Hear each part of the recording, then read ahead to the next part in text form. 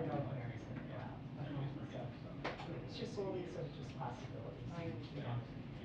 But then what happens?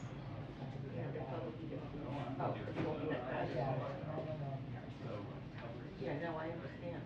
Mary's got a people all day, so, you do what you can. The most important thing is get his audio and he talks. Yeah, turn everything on. Yeah. The one. And that's why it's better to hardwire. I love hardware. Oh, I don't mind it. Yeah. But, you know, a lot of times you guys wanna run off and you say you want them wireless, but Well, it's depends on the every hour. situation. Everything is always dependent on the situation. Yeah, you know, it's sort of, Mary, I feel really, feel bad. Like, I feel like I wasn't prepared. I'm glad she was here because I didn't know about the ISP, I didn't know about, it was Oh, Mary. I got this. I mean, you didn't. They just fucked Okay. it up. Sure. Oh, thank you. Well, that's why it's gonna, with Gary gone, we try to have Mary here a lot. And then when we're on the 9 o'clock shift, it's gonna be easier because if we make a mistake on the 9 o'clock shift, it's not gonna be as fast. Are you here Monday? Monday I'm 9. I'm sorry, what, 9? Yeah. Okay, me too. So I'm here Monday as well. Yeah, so when you're unilateral, if you make a mistake, it's not as drastic, Well, hopefully, I know. Yeah. So you just have to get used to, it's just a lot of stuff. You know what was interesting is, by the way, I was looking at mixer, but after looking at it, I could have done it with my mixers with splitters. Splitters, but I was using hers, but, I sort of understand it. I understand it, how's that? That's the most important thing. And, I thought we were just gonna go out, he was gonna go, and I didn't know that. The correspondent wants a mic, I didn't know that, I didn't know that, he wants to hear with a ISP. Do that, so. It's just like all these, hands and positions and, Well, I just sort of felt. that's all right. I wouldn't feel bad, it's just like, it's like that. You just gotta keep going. Yeah, I mean, it's what we're all. And you can't leave without me, because I need my car. Yeah, I'm at the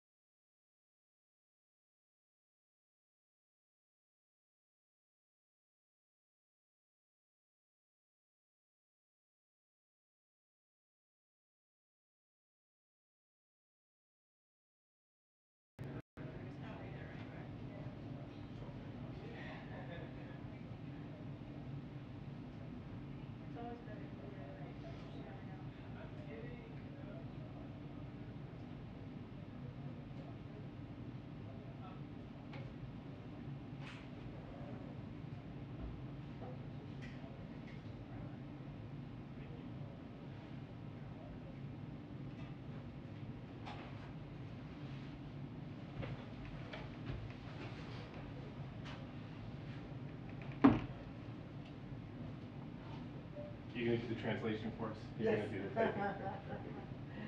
Yep. New job.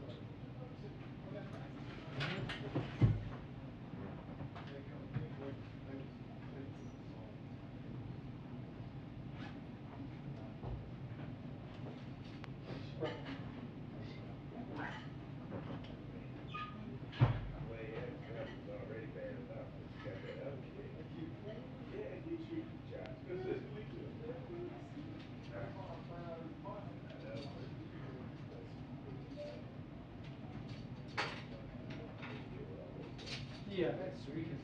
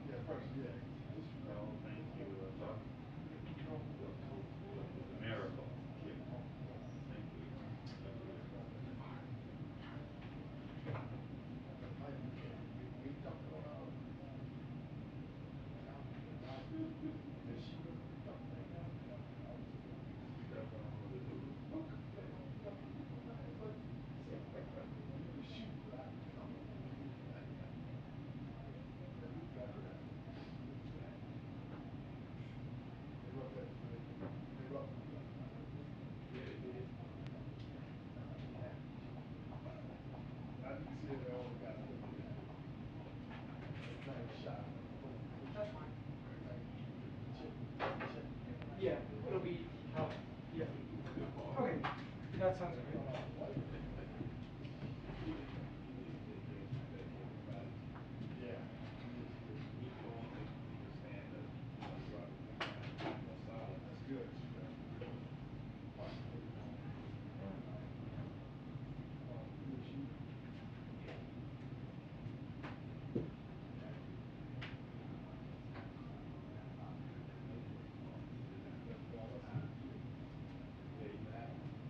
Right. But I'm guessing it just gets, it essentially just gets removed. Okay. Okay.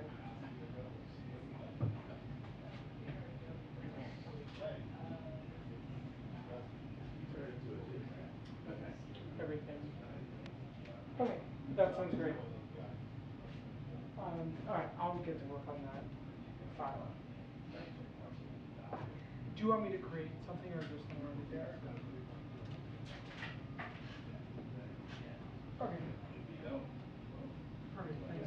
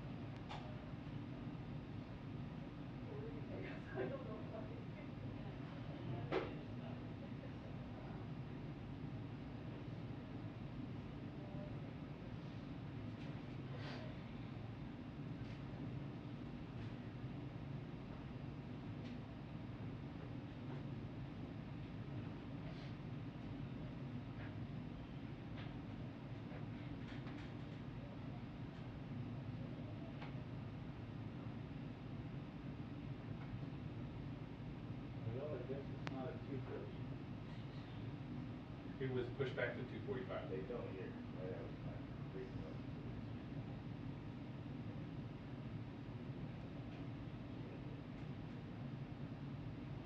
Oh, yeah, I see. I saw rain in the forecast. Yeah, we need this one.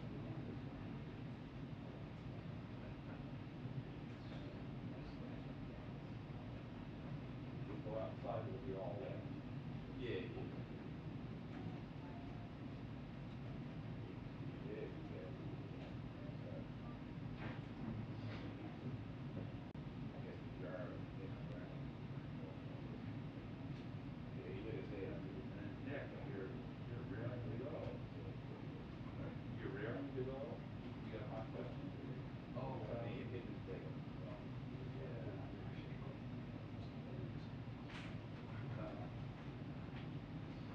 Hey. What's up, check the robo cams or test robo cams?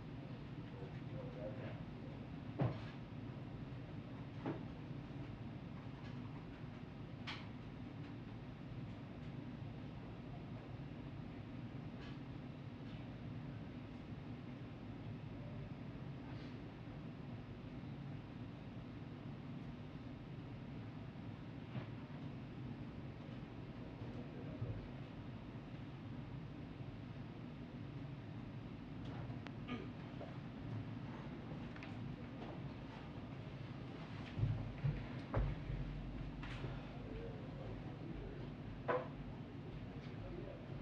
That's it. That's out.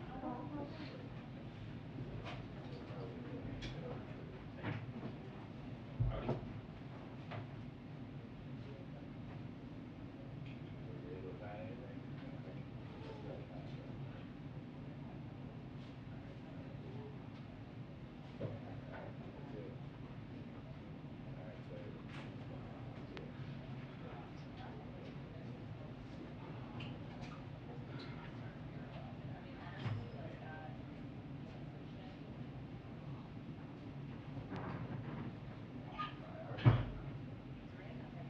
When's your last day? First, tomorrow. See, I got the holiday umbrella over there, right? Not that long. Actual story. We kind of already have that point at the spur.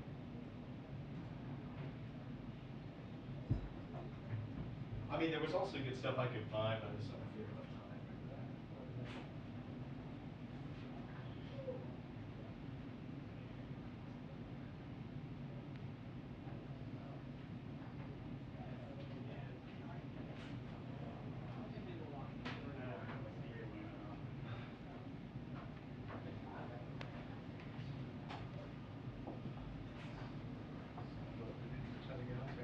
Oh shit. Yeah, I'm not I'll try following to you. give you something and we can maybe get it in. Hey, but I'm if with not, one of your folks. No big deal.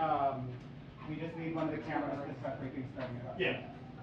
I walked here and I didn't bring my pro. Neither did I. Okay. Go on. Is it? All right, sounds good. Yeah, the more detail version I can see. Do that, and the thing is like, you're outside for a while. Yeah. Like, there's, Yeah, to walk together in a cab. or anything. All right, cool. See ya. No.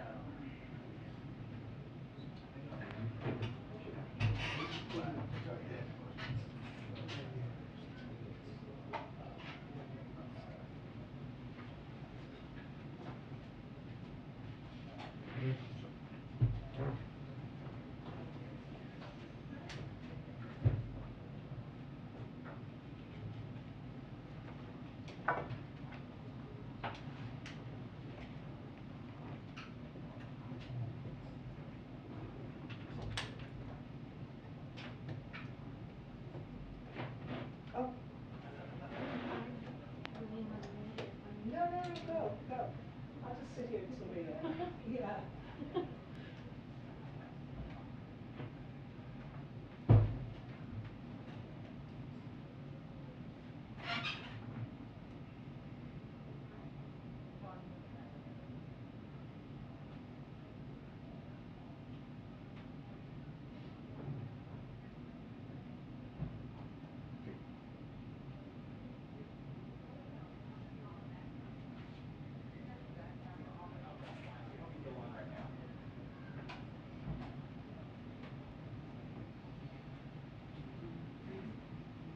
working with it. Yeah, I mean, and then we have literally the entire Yeah, weekend. to like go here and then like set up and like do everything. So I'm not worried. No, I'm not worried. Okay, we're waiting right here. Okay. Dane. How are you? Hi. Good for a second. Awesome. Hi, Justin. Nice to meet you. Nice to meet you.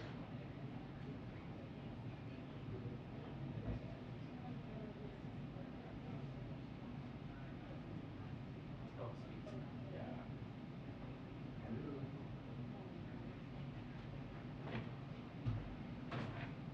How are you, Nicole? Good, how are you? Good. Hot for you. It's 95 already. Thank you. Seems nuts. Get any time off? Yeah, at the end of next week, I'll see my parents down in Florida. Oh, good. Yeah. Florida should be Nice and hot too, yeah. They just bought a house, so they just settled on it a couple weeks ago. Oh. So we'll probably help move some furniture, stuff like that. Is it near Mar-a-Lago? It's north by 2 hours, so not no sightings for us. No sightings. But yeah, they're right near Patrick Space Force Base, so they get to see all the rockets launch, like Is that near the KKK? yeah, That? exactly. Yeah, it's about like 20 kilometers Yeah. south. Yeah. Yeah. Fun. Yeah. Well, we're inside for the shop. But the walk on Pelican Beach is this way. Hey, Patsy. Hey, good job. Travis fun too. You're going on the car trip? I'm going to LA and then Anita's going to Madrid. And if he's going to Israel, then Caribbean. I see the camera guy. Good. But Yeah. Bob. You're holding out for Bob. Yeah, because you said that. You'll be able to see Bob, right? Yeah. Good. Good. Coming Fun. home when all this done. I'm going to stay like an extra 2 months now. Yes. Yes. Good to see you. That's it.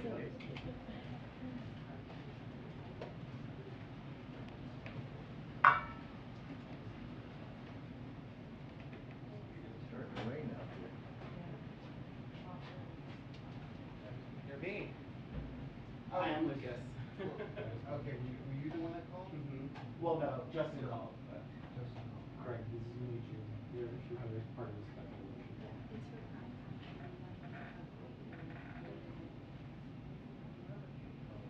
Okay, so I'm going to be escorting you to Upper Crust, and then we're just going to be a camera behind her, getting the shot of her literally walking through. Okay. Through, just Thank you so much. Yeah. Yeah. You should be. Yeah, and this is it. you want me to get you a wide angle? Yeah. Good. The light? Or you could shoot it Maybe, yeah. either way. I think they have, sorry. Yeah. Wide angle back here.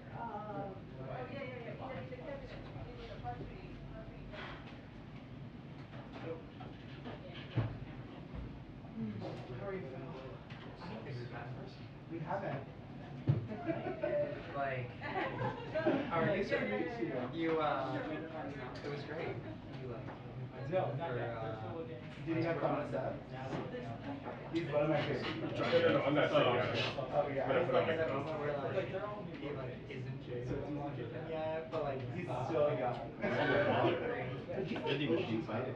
Like he was. Oh, really? Yeah. He told me about it. Yeah. Hey, let's Oh do it. yeah. He's been there since the beginning. Yeah. He's a gem. but I went back and I read that Corona Oh my god. and I was like, I was a little What did scared, but like, Coy say? I feel like that I holds just up. wanna make Like a that was point good. he was talking about. I think it's for sure I knew what he was talking about. I want to Not read it shocked because it was Fascinating. definitely a fun one. Yeah, it was good. I was It's not looking even at something hotel in to see. Ohio. I have a distinct memory of me like pacing in a hotel room trying to study. I think he compared it to So, the thing. Even if her quote didn't make that clear, she's made that. She made that, and I didn't even realize, but Yellen Or like, apparently Ken's blog is had some basically this clarifying point where remarks, like after the first. before we're all like, oh, and everyone's like, I don't know. Last yeah, time. the bug and Scott Just make sure is they're fine. not eating them. I feel like all Doing of my all right? I don't know if she. I'm good. Or something. are exactly that way. It was Oh, like, okay. everything was great, I could go everywhere, Okay. things were like, And so now all those vendors that have like the primary or back, it's way more than 20. It's like They got lost in the BTS. They were checking Oh, really? Yeah. Yeah, I know. That tweet seems to still be going. Yeah. I think it's up to 30,000. 30,000 BTS. No. So for me, Basically, if you mention BTS, South Carolina, and I was doing Dems, but like it was just like full time. Which was it? And People found they were there was a much bigger audience than And so I was like, oh, Yeah, so this one I posted the video, and it's at, yeah, it's fine. yeah, That's a good video. 25,000, 25.6 thousand And likes, then I and bought the almost shoulder 9,000, literally more than say 9,000. my manager like, hey, do results, go to buy me Victor Park tonight. But then I also, I took it out of my story. Just so you know, I'm scooping that Bike is joining BTS as the newest member. The fifth BTS? No, sorry, sixth BTS. Fifth Beatle? Well, he's, in the driveway. he's made it. So,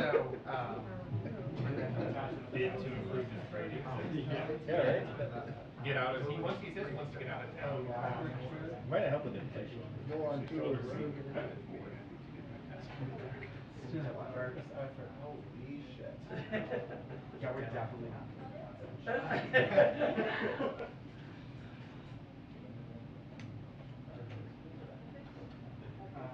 I'll separate the camera.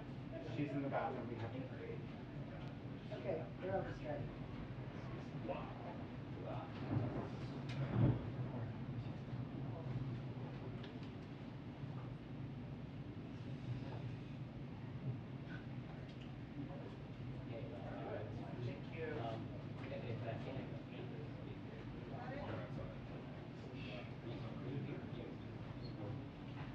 You all right, Greg? Yep.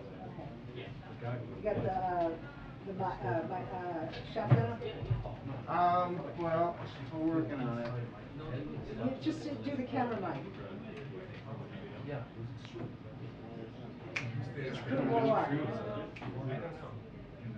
I thought they were doing it. Okay. You got it? Yeah. Okay, you know how to turn that light on, right? Yep. And it's all going to Rose. Yeah, you, I wonder if it's delayed. Yeah, no. I was like a minute too late in the room. yeah, because you didn't know what was going on. Today.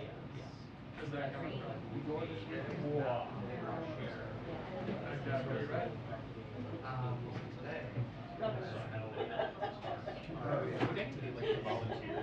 Get the exclusive. Yeah, yeah. So you'll give me No comment. race to make me peace saying advice. Yeah, he did. I'll put it somewhere, but it's nowhere to be seen. You have those frustrations too.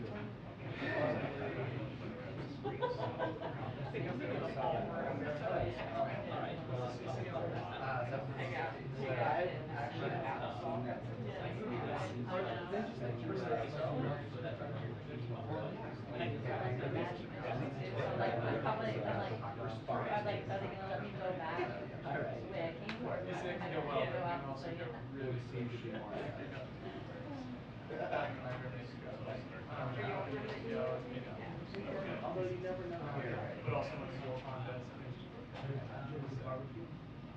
He was on a rock. You know? He got it fixed and then he sold it and he bought another bike and then he bought another one after that. So now it's trying to clear the garage now. No, thank you. You know, sell motorcycles. It's got the leak.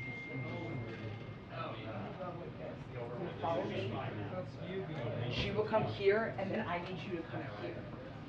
Okay, Like you then- can't yeah. be in this shot. And then once I'm over here. Yeah, you can do whatever I you, just go yeah, outside. go, yeah. Alright. But like she's gonna come and look at me with her, and then Dr. John's with her, and so you just walk me through.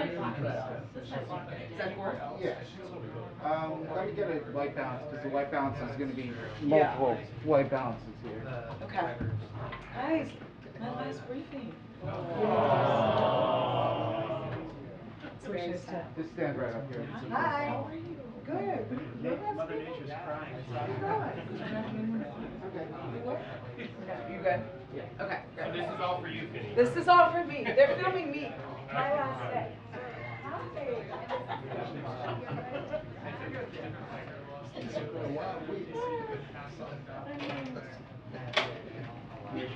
Why did she say it was her last birthday? Where'd she go? Maybe she was just. Oh. She's going to deputy council. Oh, okay, so it's she's moving. Moving on. But it seems like you're like. I had a Yeah, this is flat. I've been down to visit yet. No.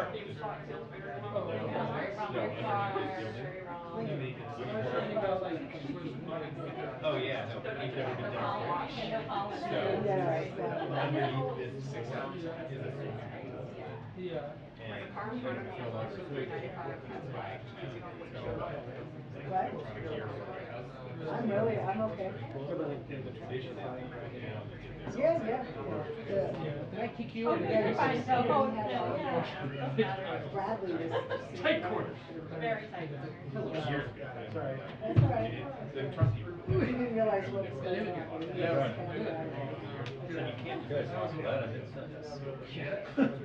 Oh, yeah. Maybe you won't tell them we can go down there. They call you. You gotta do this.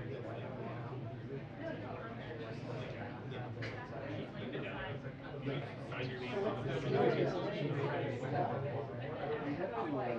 you have to tell the guard.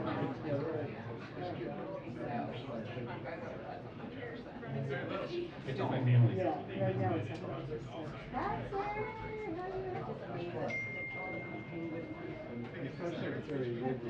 Then there's you.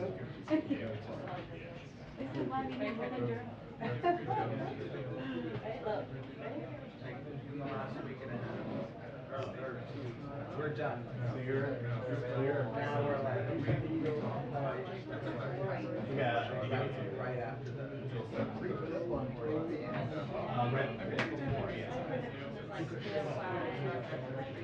Maybe. And I was like, well, it's kind of like not for that. Then that last piece is sort of unclear how long that. Well, is your editor female? Like a male editor would not know what to say. It's a nice shake up. Just a minute. One second.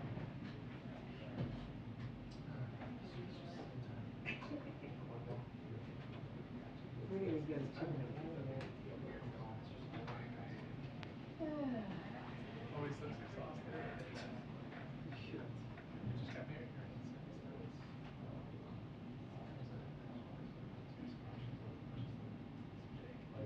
How's it going? How are you?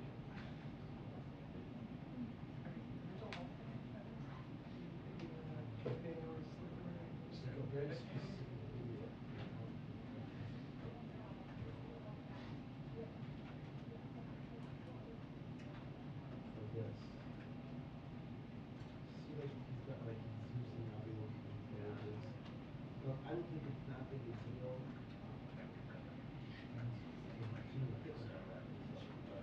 I understand that too. I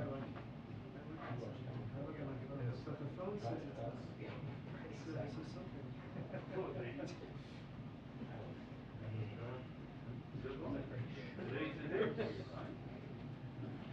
I'm touched by your concern. Well, I care. Thank you. I know the experience.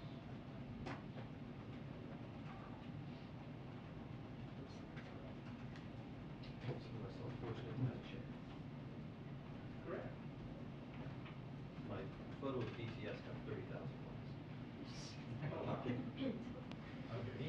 Even my subsequent red ones where I didn't bother putting the caption collected like 3,000 to 4,000. Wow. You're really cruising. This makes me a rock star. Not as popular as the Japanese people here. They were Korean. They what? Oh, okay. Hey, how are you? 2-minute warning debriefing. 2-minute warning debriefing. Thank you.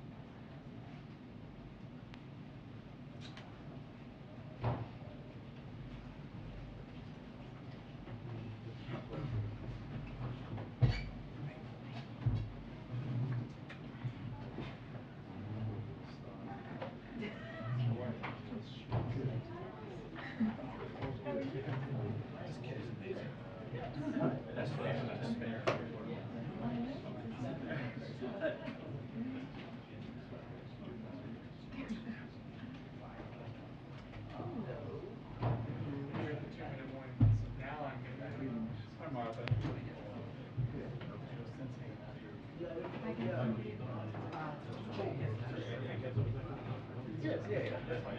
Once again, without missing anything or whatever, I'm gonna fly out unilateral anyway.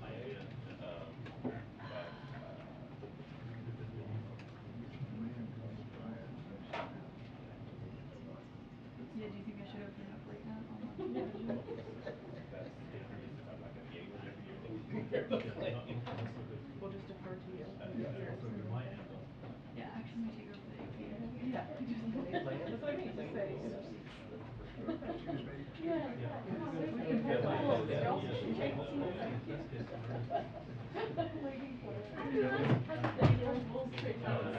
It's been an hour. It's kind of rough covering the summit. Yes. How are you? That's what happened to the West Coast swing. Oh, yeah, that's right. Yeah, Yeah, it could have been later, you're right, you're right. Whoa!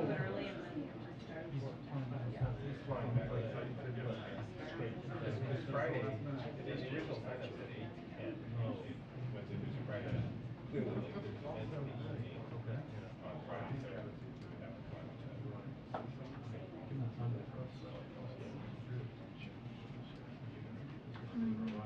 Saturday, right? Well, no, the other one's the other way around. So like if you fly from LA to East Coast, you're gonna add 3 hours. Breaking news from the captain.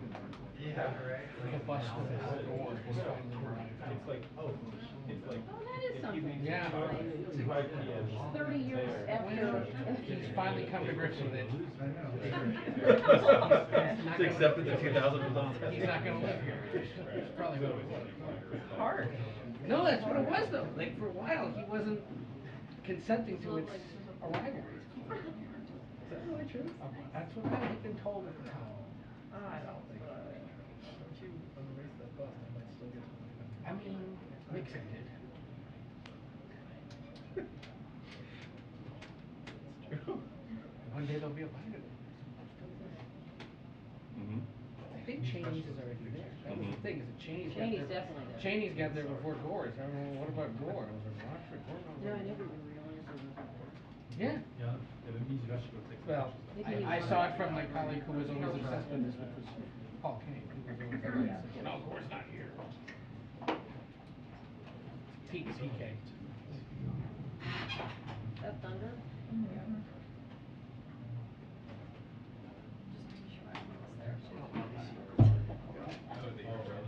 This hair's gonna last till 7:30 tonight now. For now, we're nice. Yeah. You know what? So does Where's your coat? Mine'll be just fine. Oh, thank you. It was on the old orchards down the road. I see on the other side for you.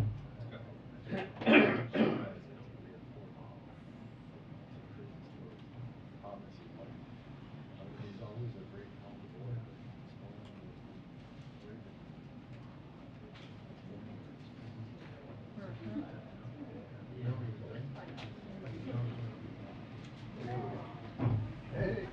Hello, good afternoon, good afternoon, good afternoon.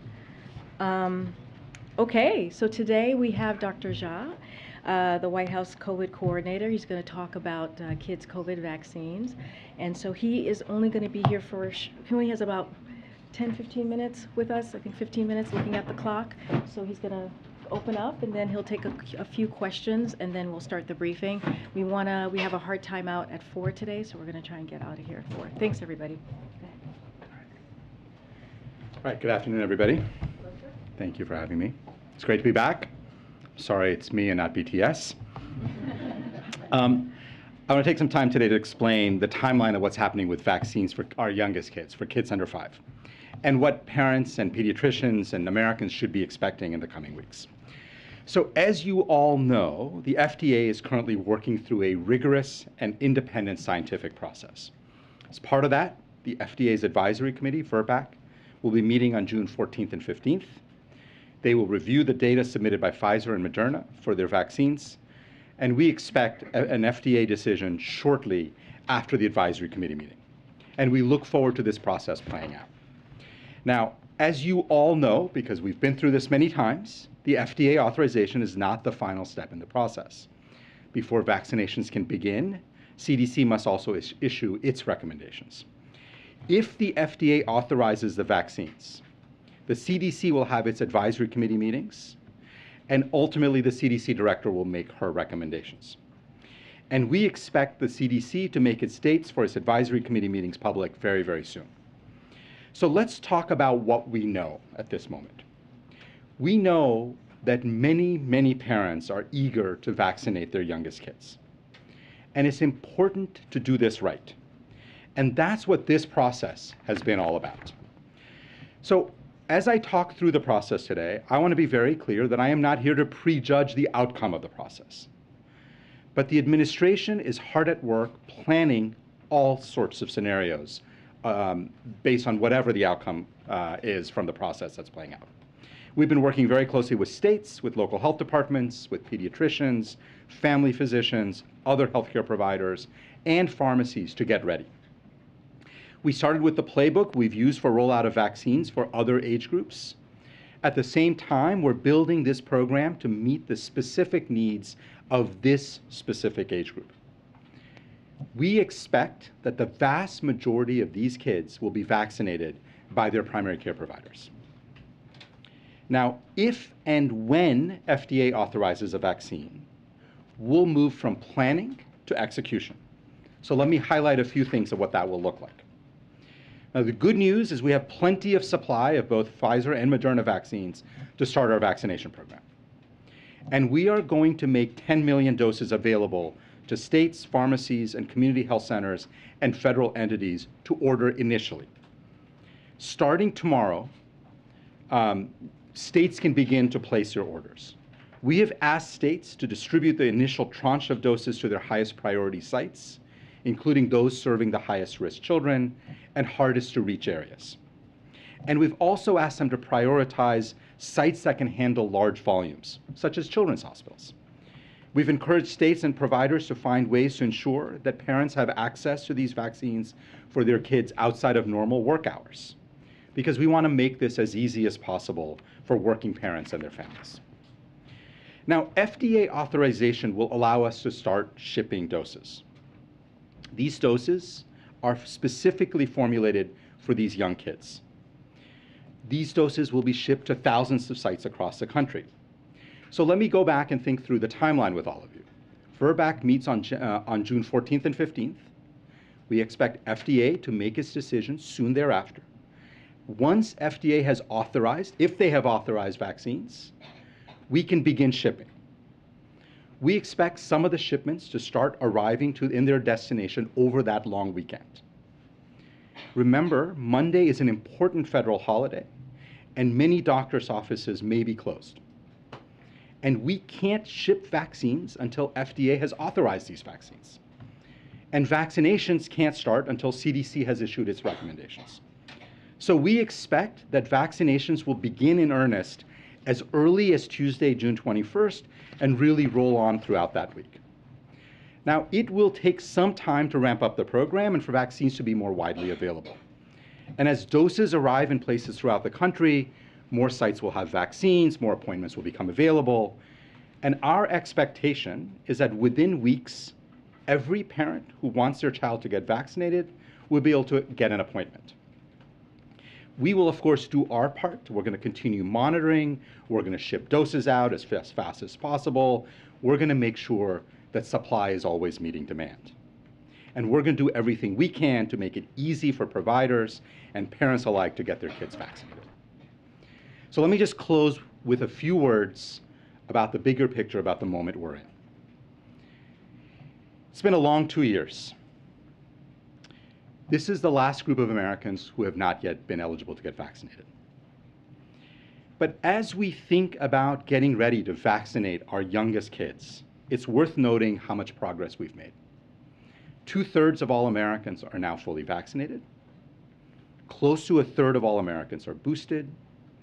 And highly effective treatments are widely available. As a result, when we look across the country, we see cases rising. nearly 100,000 cases a day, and yet we're still seeing death numbers that are substantially about 90% lower than where they were when the president first took office. Now, we know that COVID isn't over. We still have work to do, but we have made tremendous progress. And what we know is that we've got to keep vaccinating, keep reaching people who have not gotten vaccinated, keep making treatments widely available. Because what we believe is that with science, with hard work, and with resources, we can continue to protect the American people from our oldest to our youngest. So thank you, and I'm looking forward to questions. All right, okay, any other questions? Well, what's your expectation on when most kids will be vaccinated? Is it a matter of months? What's your estimate? So we don't have an estimate of timelines of when most kids will be vaccinated. What we know is that obviously there are a lot of parents who are eager to get their kids vaccinated right away, and they will get vaccinated right away. Within weeks, as I laid out. There are other parents who are waiting to see how things go. And I think what we have seen in the past is that they will come on board as they see their friends and family getting their kids vaccinated. So I think this is a process that's going to take some time, but we want to make sure that we always have adequate supply and access for parents when they want their kids vaccinated. So I think you are well aware about how much frustration and anger there's been from parents of young children. The fact we were talking about second boosters for much of the population before even this first one was available. I'm a parent of a 4-year-old who got COVID while we sat around waiting for this. And I think one point in all of that really is frustrating, raises a lot of questions for parents, is why the FDA didn't move to hold hearing right away after Moderna applied, why it waited for Pfizer and Moderna. Can you just explain the thinking behind that delay? So, first of all, I have a 10-year-old, so he's been able to get vaccinated, but I have a lot of friends who have kids under 5. So let me just say I feel the frustration. I certainly hear the frustration.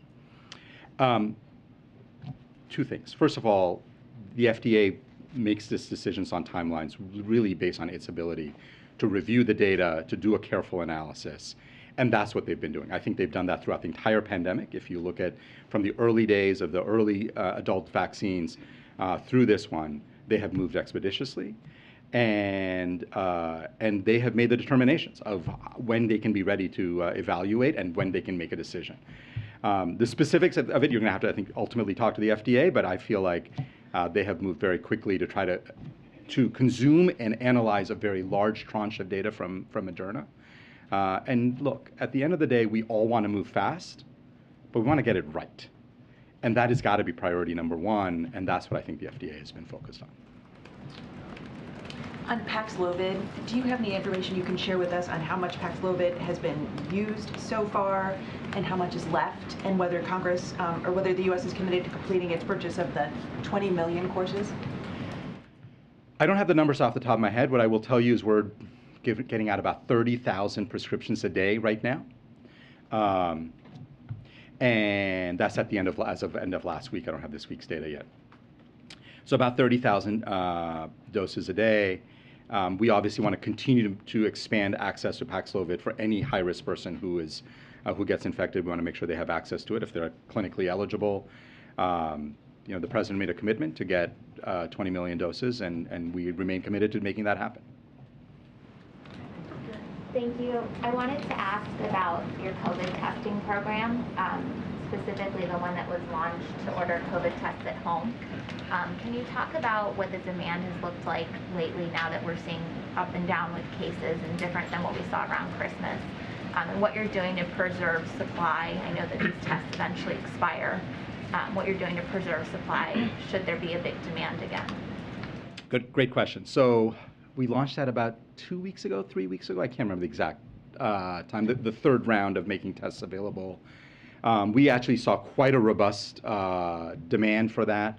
I think we've had maybe 17, 18 million households order just in the last couple of weeks. So that on round 3, that's a lot, and it's great, and it means that people are still using these tests. If you've followed me for the last 2 years, you know I'm a huge believer in making widespread testing widely available. I think getting people tests at home is a really important part of that. We feel that when you have cases rising, Americans want tests. We want to make those tests available. We also obviously want to make sure that as we have future if and or when we have future surges of infections, we will have other tests available for Americans. Can you also talk about, the president was very big at the beginning of that program on equity, and that these tests were going to be distributed to populations that were underserved in addition to populations that might be more well-connected? So we've thought a lot about equity in this case, in other areas too, but certainly on tests. Yeah, and so the way we've done this is, I mean, obviously website, but you can make phone calls, which for some people is easier. We've distributed tests to food banks. We've distributed tests to federally qualified health centers. We have a whole series of efforts that we have had to make sure that the testing is getting out through a variety of different channels so that people who may not normally be able to access it in other contexts can get access to tests. I didn't hear you, or sorry, one last thing. I didn't hear you say about tests that are expiring. I know these tests have a shelf life. Yeah, so with all these tests, and again, this is a standard issue. Anytime you have new products, initially they have a specific shelf life, and then as you do more testing, you can extend that shelf life. So these companies are working with FDA to look at long shelf life, but obviously we're always thinking about that and making sure that there's plenty of shelf life for these products as they sit in our stockpiles. Dr. Jha, what was the impact of the Department of Defense? Can you talk about second booster shots for under age 50? Are there discussions right now about allowing those second booster shots? Are those conversations taking place? So that's a decision of the FDA and CDC. They're always guided by evidence and data on that. All the data that I have seen, or most of the data I've seen, is in people over 50, really in people over 60. That's where the strongest data are. So I think those conversations are always ongoing, but I think the issue of looking at evidence and making a decision, that's really something the FDA is going to have to think Where about. cases are right now, that second booster shot should be authorized for people under age 50? That I really do leave that up to FDA to decide based on kind of looking at the evidence. So I think they should be making that decision. All right, last question, Tyler. Thank you. Do you feel confident that the U.S. has enough supplies for a potential summer surge? And at this point, what are your current predictions about what might happen in the South in the coming weeks and months? Supply of? Vaccines, antiviral treatments, all the various things that are needed to treat COVID. So because of prior funding, we purchased a decent amount of both vaccines and therapeutics, and so I'm very confident that whatever happens this summer, we will have enough tools, tests, treatments, vaccines to get us through the summer. The challenge is, and again, I'm less in the prediction business, more in the planning business.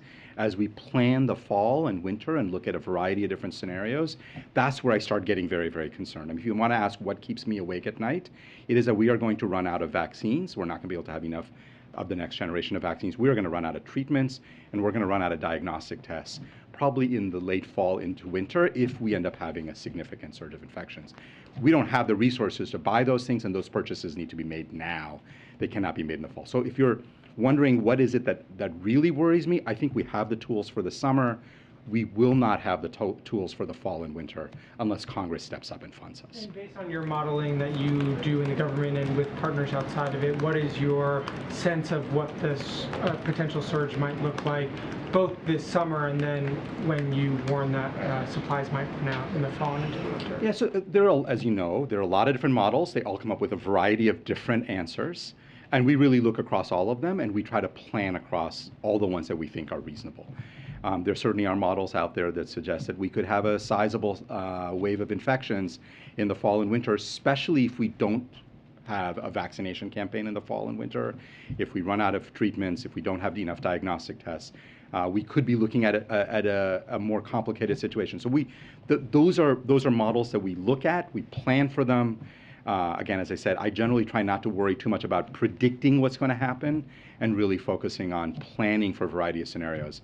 And given what we have in terms of treatments and vaccines and diagnostics, we do not have enough to get us through the fall and winter. And just one last one on that vaccination campaign you mentioned. Are you preparing that most Americans who are not yet eligible for that third vaccine, they will be encouraged to get a fourth one in the fall? And with that, will there be a new vaccine or formula to adapt toward the newer variants that have emerged in recent months? So there are about 3 or 4 questions embedded in there, all of which are FDA questions, right? So FDA is going to have to make decisions about, do we formulate a new vaccine? There's a VRBPAC meeting that's going to happen in late June, I think. to look at exactly that question. Based on the data, they're going to make determinations. CDC is going to decide who should get it, who should not. I mean, you guys know the process of how that's going to play out. From your vantage point at the White House as the coordinator of all these different agencies, what your expectation would be? I am planning for all of those scenarios. We need to, because again, we don't decide what FDA will decide, we don't decide what CDC will decide. They make those decisions. We need to plan for a variety of different scenarios, including planning for a next generation of vaccines for the fall and winter, which we want to make sure we have plenty of for every American. We will not have enough for every American without additional funding from Congress, but we are planning for those scenarios. Doctor, do you believe all schools will and must be open this coming fall? Yeah. You have to go. He has to go. Sorry, we're overtime. overtime. Thank you. Sorry. Why are more boosted Americans having breakthrough cases than non-boosted? All right, guys. I have a few things for you at the top. Okay, so today, President Biden and Vice President Harris announced the launch of the White House Internship Program, and that for the first time in recent history, we'll pay our interns.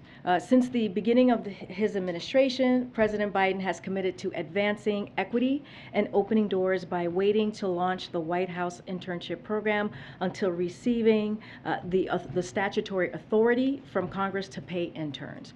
President Biden was proud to sign bipartisan legislation earlier this year that provides this authority and funding. President Biden and Vice President Harris know that for too long and too often, unpaid federal internships have been a barrier to hard-working and talented students and professionals, preventing many of them from contributing their talents and skills to the country. Paying White House interns will help ensure that those who receive internships at the White House reflect the diversity of America. Starting today, prospective candidates, as well as college and university administrators and faculty interested in the program, can visit whitehouse.gov/intern to learn more about the program and apply for the fall 2022 session starting on Monday. As the President conveyed earlier, we welcome the announcement today of a continuation of the truce in the Yemen conflict. The last 2 months in Yemen, thanks to the truce brokered in April, have been among the most peaceful periods since this terrible war began 7 years ago. Thousands of lives have been saved as fighting receded. For the first time in 7 years, Yemenis are able to fly from Sana'a to destinations outside of Yemen. We have also seen additional fuel ships moving through the port of Hudaydah, helping ease Yemen's fuel crisis. The parties to the conflict have now extended this truce for another 2 months, and it's important that we work from here to make it permanent. This truce would not happen it would not be possible without the cooperation, the cooperative diplomacy from across the region. We specifically recognize the leadership of King Salman and the Crown Prince of Saudi Arabia in helping to consolidate the truce. The Omni Sultan also played a central role in hosting and facilitating dialogue.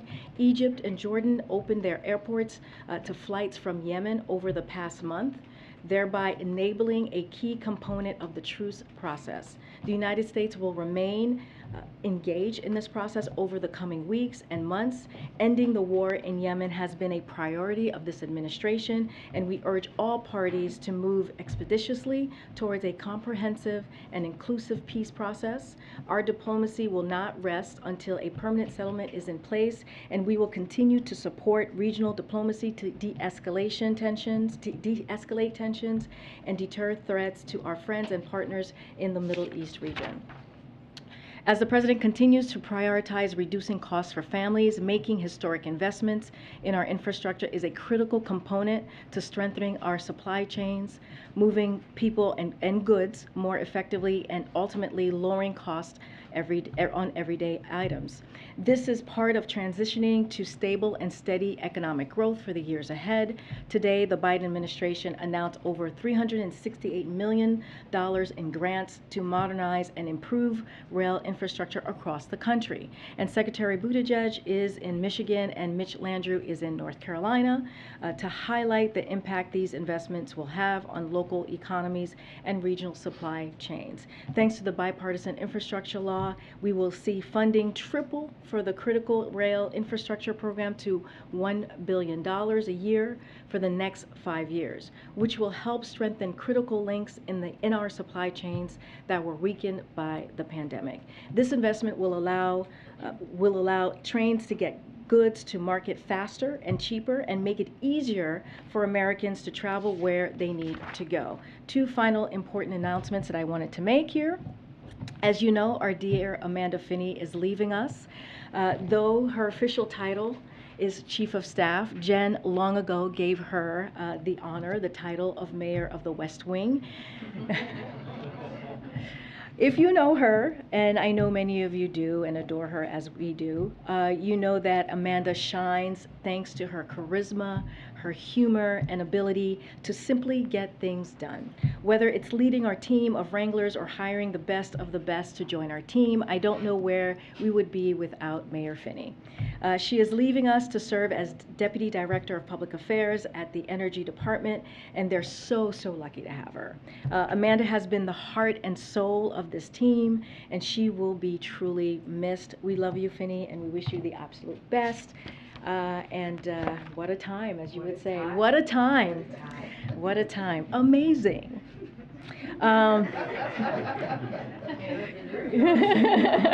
We get that a lot. Amanda-isms. Okay, one last announcement I want to make. Brittany came into our team very recently, actually 6 months. Feels recently, but it's been 6 months.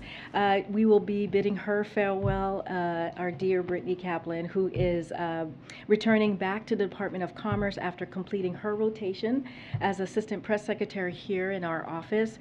Brittany's kindness, professionalism, and know-how have been apparent from day one. She's one of the nicest people that I know, and she has become an integral part of this team since then, stepping into the West Wing press office and taking on tough topics like the 5G, you guys remember that, and corporate mergers is no small challenge, as she knows, but Brittany has done so much, earning praise and respect from across the White House.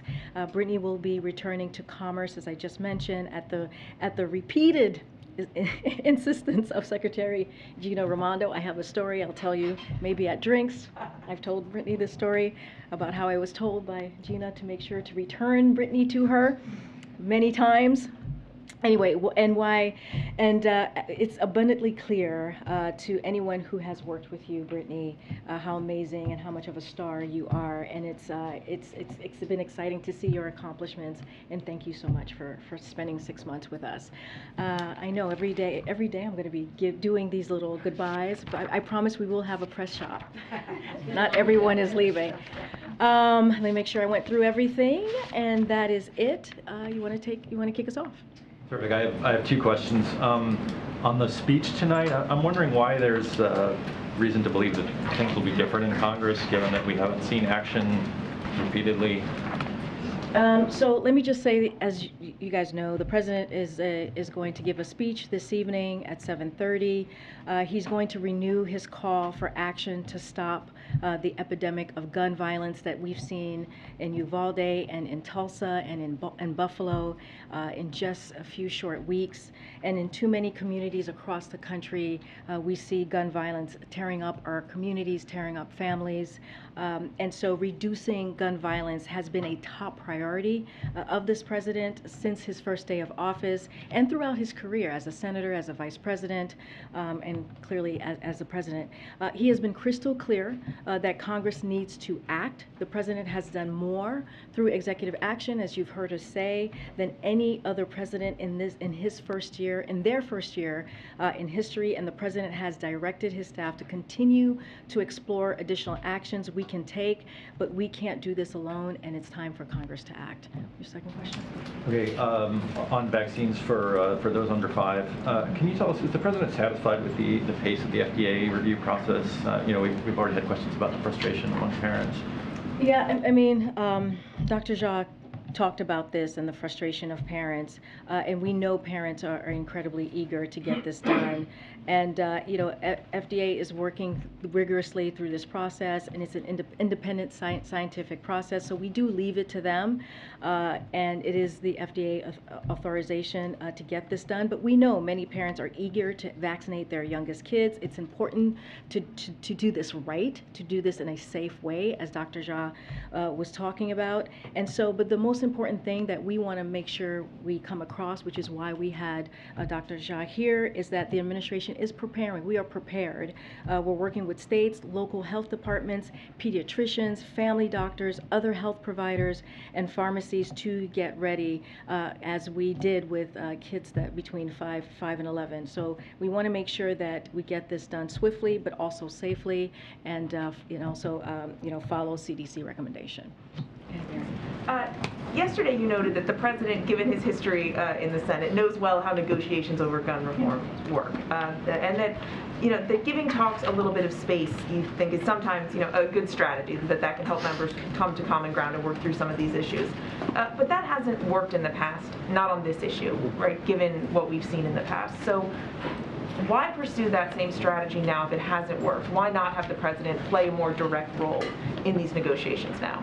So, I mean, look, the president has been very involved and very direct, and he has done it multiple times throughout this past year and a half, year and 6 months now. And he's done it at his first joint address. He made sure that he talked about gun violence and made that a priority in that speech. He did it in the Rose Garden when he announced some executive actions on a comprehensive plan from the federal government, from the White House, on how to deal with gun violence and do what we can. He did that in the State of the Union and made sure that gun violence was a priority. So he's been involved, he's been engaged, as you just stated. He's been doing this all for a good part of his career. And I stated this yesterday, but our legislative team has been in close contact with the Hill since the tragedies in Uvalde and Buffalo, including through dozens of phone calls with leadership committees, with jurisdiction, and with the members who are involved directly in negotiations. Look, he's encouraged. He's encouraged by what we're seeing on the Hill.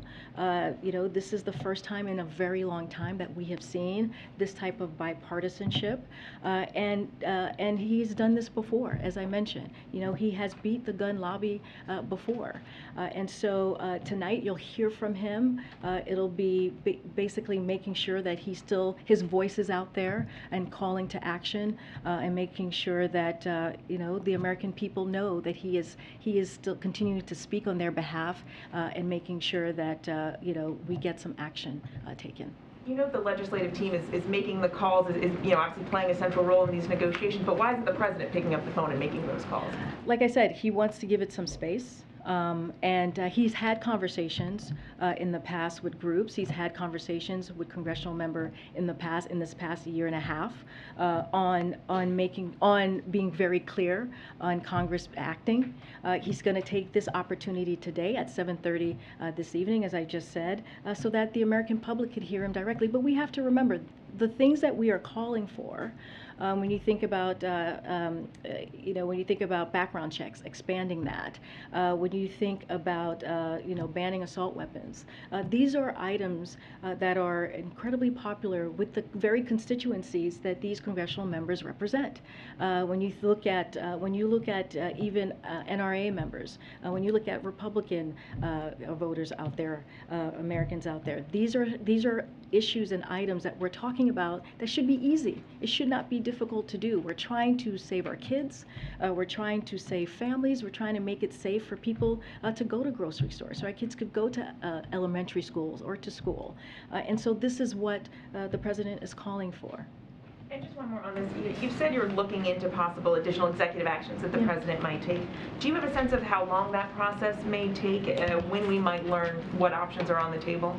So the president said this, not just myself, but he said this, that we can take, we're going to take executive action where we can, and we're continue to explore new steps. We can build on what we've already done. I just want to make sure people also know what we've done, which is stemming the flow of ghost guns, which are the weapon of choice of many terrorists and criminals. criminals and which are increasingly being found at crime scenes, cracking down on gun trafficking, including through a zero-tolerance policy for gun dealers willfully selling firearms illegally, as well as DOJ's gun trafficking strike forces around the country, and giving cities and states historic funding to keep cops on the beat and fund gun violence prevention programs. We announced $10 billion so far, with more money on the way.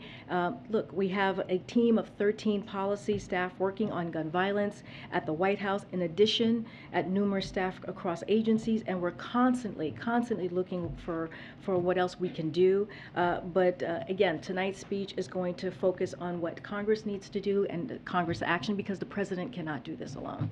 Is he going to outline specific actions that he'd like to see, Corinne, like you mentioned, the background checks? What's he going to say in terms of specifics? I don't want to get ahead of the president, but he is going to make sure that he continues his call to action when it comes to Congress, and I don't want to get ahead of the president. But he'll be very clear, and you'll hear from him directly. What role did the U.S. play in persuading OPEC Plus to increase capacity?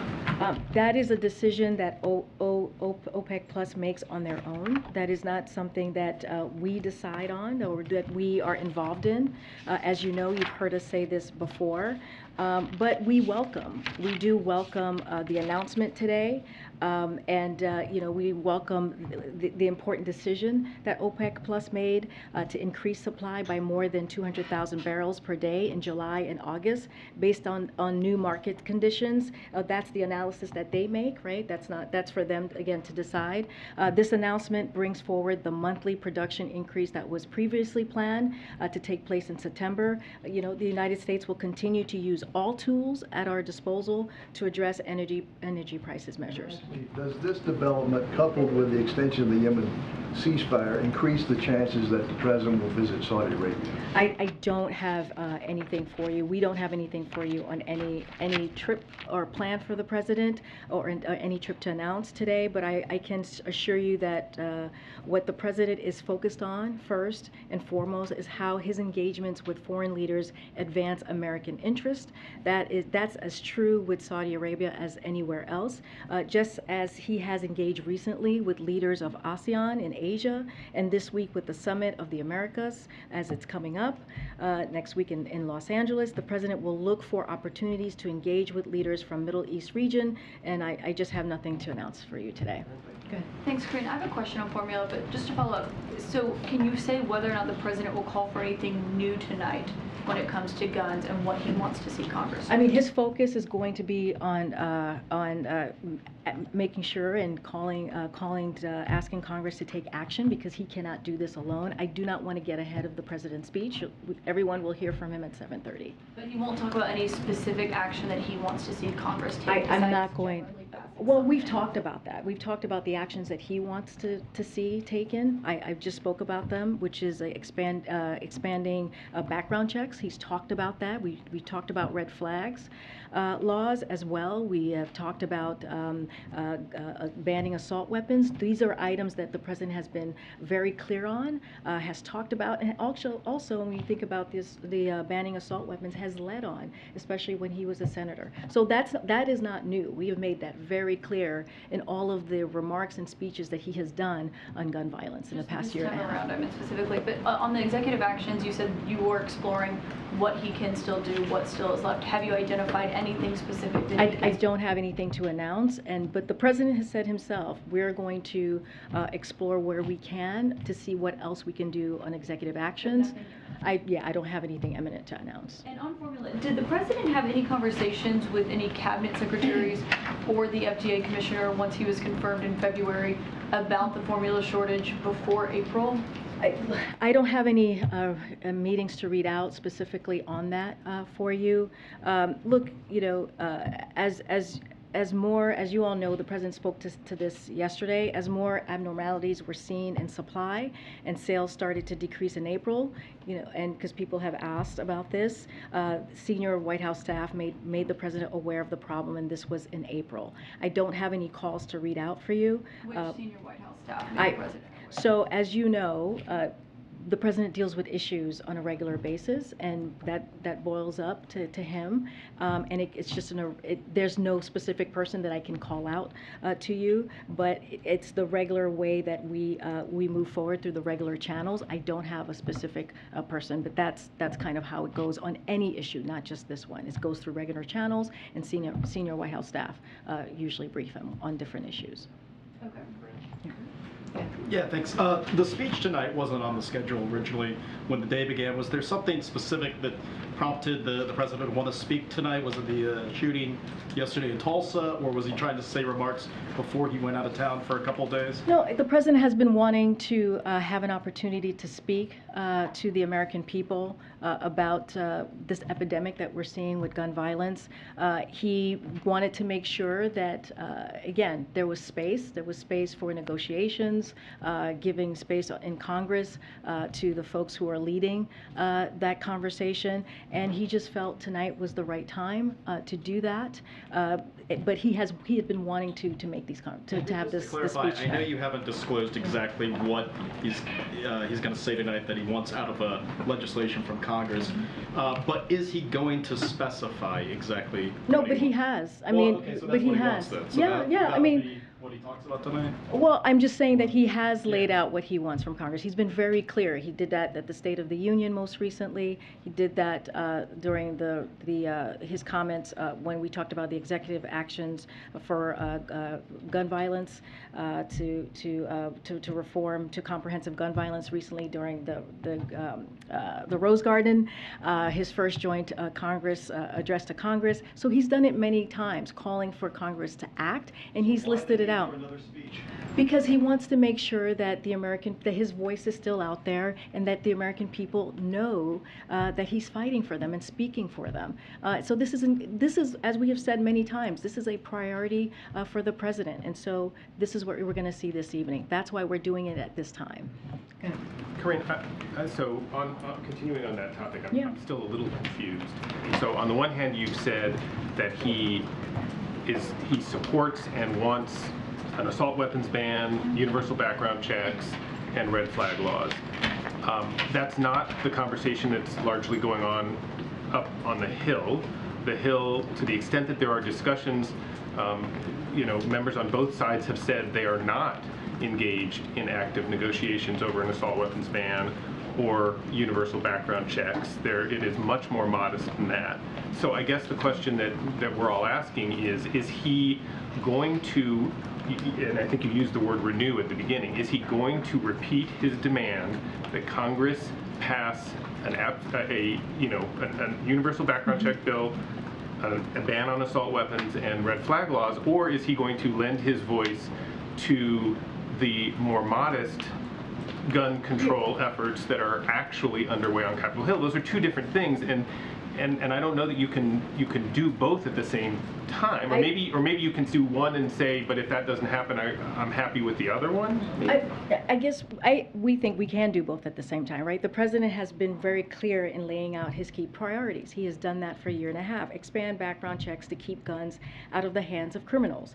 Renew our ban on assault weapons and high-capacity magazine. Pass a red flag law, which, by the way, is being talked about, right, in Congress.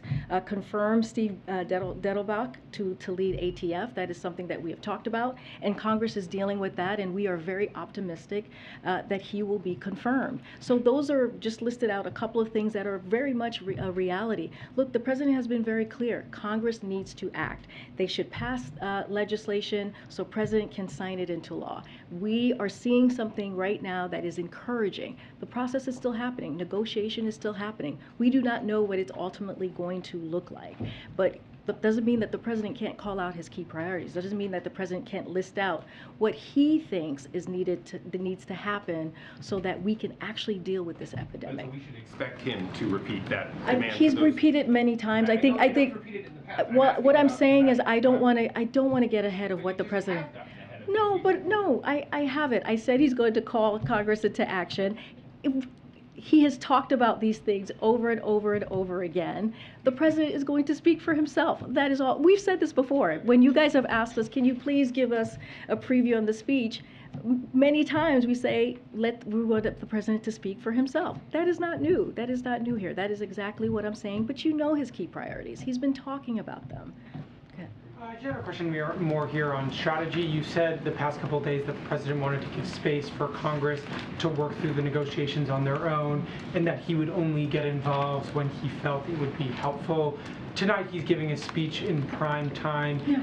Does he think it's now time for him to be helpful in these negotiations, or is there a risk that his insertion into this moment could be potentially counterproductive and hurt the ongoing negotiations that don't seem to be finalized? Look, it's a good question. We have, our Office of Leg Affairs has been in close consultation with the negotiators on the Hill. So they were aware that that the president's going to give these remarks.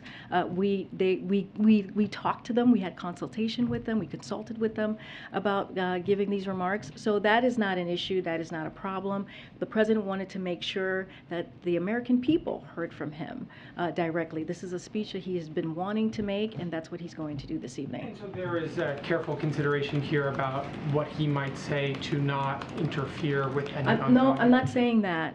That's not what I'm saying. I'm saying that the president's going to use this opportunity to speak directly to the American people. That's what he's going to do tonight. And just one more on baby formula. I know you got a lot of questions about this yesterday. I'm wondering if you had an opportunity to speak with the president since his comments yesterday when he said he was not informed about the situation until May. Has he expressed any disappointment in his staff for not bringing this issue to him earlier? Are there any concerns about the information flow in the White House that, given the manufacturers told him very directly they knew this would be a problem in February and he didn't know about it until months later? Has he expressed concern about that gap and how that squares with the whole of government approach you outlined yesterday? So just so that we take a little bit of a step back, Abbott is a major manufacturer and has been clear to the American people that they had shortcomings. They made that clear very, very recently. The FDA administrator has spoken to this as well. He said the FDA moved too slow and has asked Steve Solomon to lead a review into what happened. The White House took urgent actions as it became clear a shortage emerged and existing actions were not sufficing. It's hard to understand the scales of actions. DPA at a historical pace, Operation Fly Formula expediting timelines for millions of bottles from 3 to 4 weeks to 72 hours. These are incredibly important of what we were able to do. And 80 million safe bottles being imported and counting. We understand that there's more work to be done. We understand what families are feeling, but we have to remember how this started.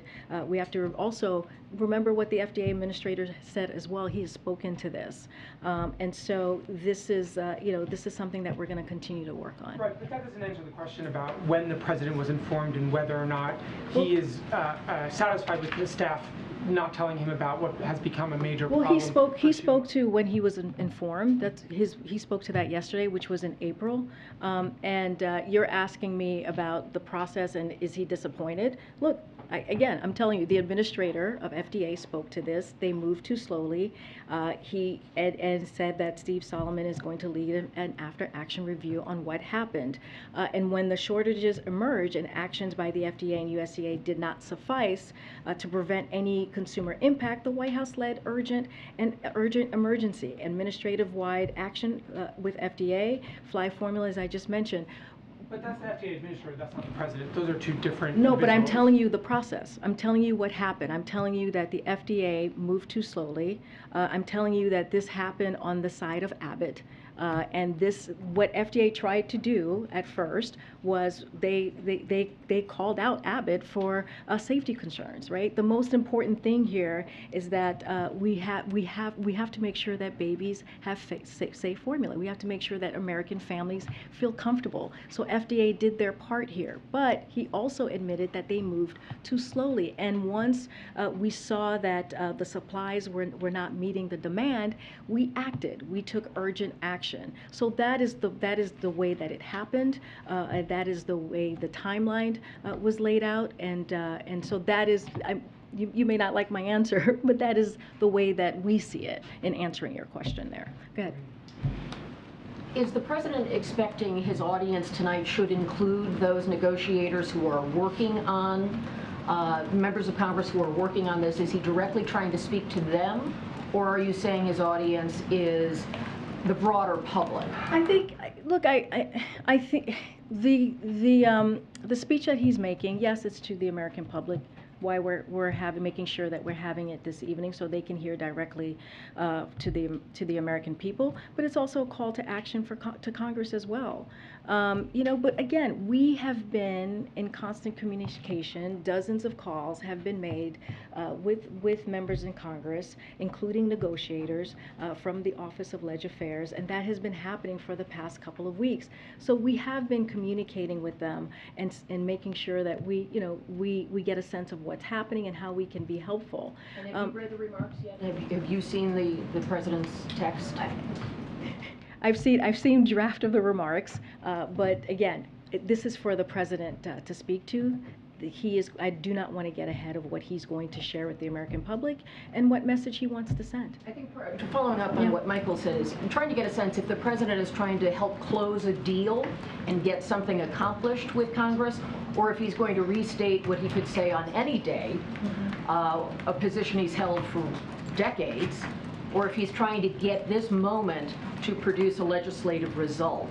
Because really nobody's talking about banning assault weapons on Capitol Hill at the moment. So is he going to speak more to the specific elements that they are currently negotiating? So when it comes to right now, as you all are asking me, look, the president has defeated the gun lobby before. He's the one who was able to pass assault weapons ban and who was able to help shepherd the legislation that put in place the federal system of background checks. So he understands how this process works. The president is continuing to press Congress to act, and he's giving them the room they need to find common ground, but he can still speak to this and speak to the American people. But as we have said, the president is going to continue to stay closely engaged on this, to speak out, and he's going to use his bully pulpit, which is what he's doing this evening, to press for action, just as he's done throughout his presidency, just as he's done at the State of the Union earlier this year, just as he's done when he did his first joint address to Congress, and he's done this many times. And so this is just another opportunity to use the bully pulpit to talk about the actions that he wants to see, and also just talk directly to the American people. He thinks this is an important moment to do that. Can we ask you to go back on the issue of who briefed the president on baby formula? To say there is no specific person is not a satisfactory answer. When you have senior assistants to the president, there's a paper trail, I'm sure, about briefings to the president. There's a domestic policy council. There's a chief of staff.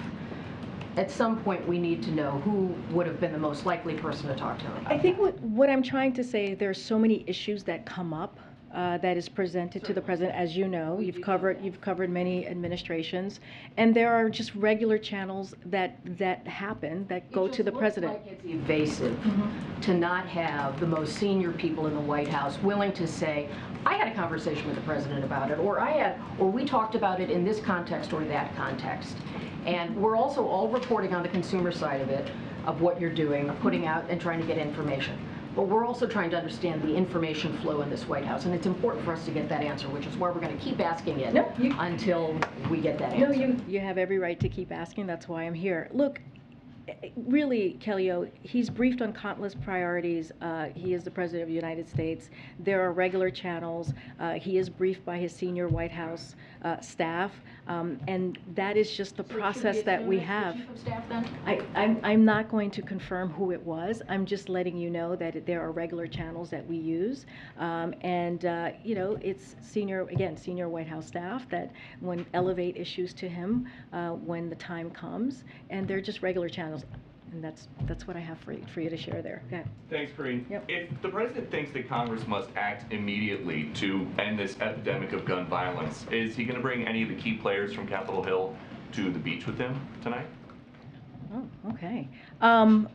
So I don't have. Wasn't a big part of candidate Biden's whole thing that he knows how to get things done. He in does. He Congress. does. I mean, he's beaten the gun lobby before. He has. Then why not But- invite but- these lawmakers who but maybe it's not- haven't beat the but gun it's not- lobby it's and not- say, this is how it's done? But it's not his thing. It's actually fact. We saw he did that in the Senate during his Congress days, that he beat the gun lobby. I'm agreeing Look, with I you d- that he has a lot of Oh. legislative experience. I'm asking why it is that you can say he wants to give these do negotiations. you want to go to the beach with the president tonight? Is that what you're trying to tell me? I would love to. The Look, weather's I not do. great. Well, that touche on that. The weather, it is pouring outside like cats and dogs. It is not great. But Look, if people are dying every day, why would Absolutely. this president then say he wants to give it some space and let somebody else? But you're also going to hear from the president tonight. And it's not that it's not that he hasn't been involved. He has been involved. I just listed out all the but speeches that he's made. I just listed out the executive actions that he's taken. But I want to make sure that, that it is very clear that the president has indeed taken action. He cannot do it alone, so he's asking for Congress to act. The American public is going to hear from him tonight. I don't have any meetings to preview or to lay out for it. I'm not telling you it's not going to happen. I'm just saying I don't have anything to preview for you today. And I get, you don't want to preview anything that's Yeah. in the text tonight, but what law could anybody, president or anybody else, propose that would guarantee that somebody who really wants to get their hands on a gun can? Well, they're having negotiations right now to talk through what the options are. Look, I mentioned the red flags, right? Red flag laws. And- If enacted, that actually we have seen across the country in different states where it has been helpful. But look, we are going to give them some space to see what they come up with. The president, the most important thing here is the president wants Congress to take action and to act. But, okay, you got Chicago, for Yep. example. They already have plenty of very strict gun laws, some of the strictest in the country. 47 people shot there over the Memorial Day weekend. 9 of them died. So which law would have prevented any of that? All right, well, Do we think that all these people in Chicago who are shooting each other are legally buying their guns? so here's a couple of examples for you. I was just talking about the red flags law. There are some examples here of how they've prevented tragedies. In California, a study showed that California red flag law has assisted in the prevention of 21 mass shootings between 2016 and 2018. Florida, since passing a red flag law in 2018, there have been notable cases of the law intervening in multiple cases of potential violence. In Connecticut and Indiana, for every 10 to 20 preventions under the red flag laws, there was one fewer death than would otherwise have been expected. So when it enacted, it does help. There are things that we can do, and one of the things that the president talks about with expanding the background checks, if we're able to do that, we are going to take more guns out of the hands of criminals, and that is incredibly important. So there are things here that can be worked out, that can be done, that is not going to prevent every tragedy, but will take us to a better place so we can protect our families. Okay, so my last one would be, you guys at the White House had some very hard headlines this week about inflation and about baby formula. If there's nothing new that you can point to in this speech tonight, did you just schedule it to get people talking about something else? People have died. People have died in the past couple of weeks in particular. We had 19 kids die in Uvalde just recently. A mass shooter came into their classroom and killed them, plus their 2 teachers. We had people doing everyday things on a Saturday, like some of us do, go to the grocery store, and 10 of them were murdered. Just last night in Tulsa, we're learning of people who were, again, killed.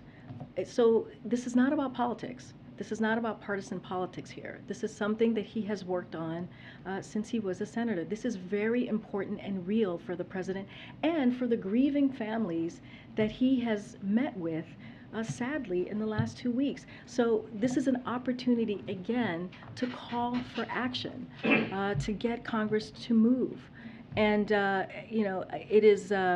it is disheartening to hear that this could potentially, or if I'm hearing this right, could be used as a political tool, and that's not what this is. This is not about person. This is about people's lives. Kareem, what's the president's message to people living in violent neighborhoods Just who to- can't escape and Go can't ahead, wait go ahead, for Ed. laws Go ahead, to... Ed. To follow up on what Kelly was asking about regarding the baby formula shortage, you were asked earlier by a few people, I want to just ask this again with all due respect. Yeah. Were you able to speak with the president about when he was informed in April? He talked about it himself. He said he was informed in April. So I don't think I need to, the president mentioned that, he said that, so I don't need to clear that up. You heard directly from the president on that. I asked it at least as you talked yesterday about February 17th and February 18th. And what we were trying to figure out is when exactly in April was he told? Was it April 1? Was it April 30th? Was it April 15th? Somewhere else in there? I don't have a date to share with you. What I can tell you is he spoke to this yesterday, and he said it was in April. So that matters. Take it down a level from him Okay. into the staff of the White House. And part of the reason there's so much curiosity about this across town is because, as you know, there have been stories written over the last several days and weeks about how things are going here in the West Wing, how things are operating. And so when we ask who was told either by the FDA or the Department of Health and Human Services or the USDA here in the West Wing, who was told first? How did that get from that person eventually to the president? As completely understandable. There are thousands of things going on across the federal government there today. are thousands of But things. here's the issue. We were just talking about gun Something violence. else could prop up suddenly as an unforeseen crisis, like this one.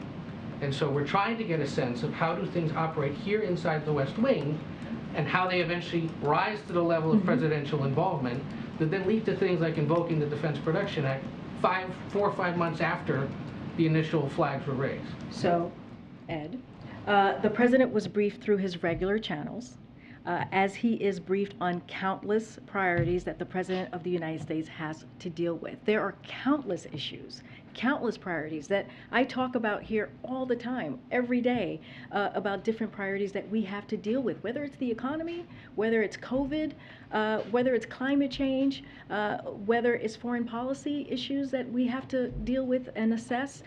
That is how we run the White House. That's how any White House is run. So there are regular channels of White House senior staff, and that's how it gets elevated.